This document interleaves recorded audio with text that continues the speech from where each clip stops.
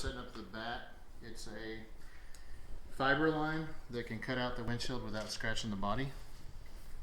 So what we do is we wrap it around. Go ahead and pull it from the inside, Jason, so it can be taut. Ready? Hold on. Go ahead. Needs to go inside. Probably around that. It's a fiber line, and the idea is to cut from pulling the line in through the urethane all around. And if you do it that way, there's no sharp, knife tools around the edge that can possibly scratch the paint. Here, we're gonna crank in the fiber line, and it's gonna cut through the urethane adhesive.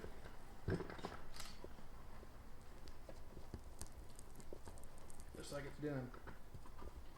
And that is going to, basically, what we're doing, we're in the process of cutting out the windshield.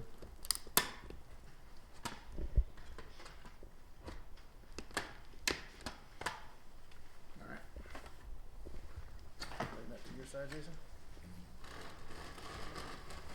Somewhere that's easy for you. Comfortable.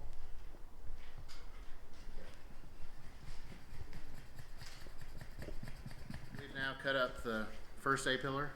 So we went from this corner down here all the way up to the top corner, and now we're gonna come across the bottom over to this side. Go ahead, Jason.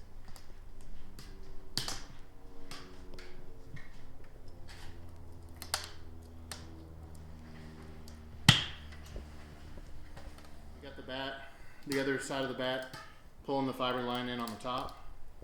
You can actually see it right here, just cutting right through the windshield.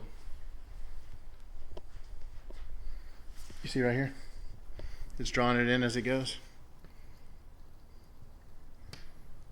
At this point, we've already cut out a good almost half of the windshield. It's called the bat because it has two sides to it. You've got the bottom fiber line and the top fiber line all connected at the same time. It's anchored back to itself. And then as you switch positions, it's all about angles on cutting. You can't cut perpendicular, but you can cut at more of a 45-degree angle. And so the bat can move around at all different angles. That's why it's called the bat. Final stages of the cutout. 4 inches to go. There it is. Windshield is loose.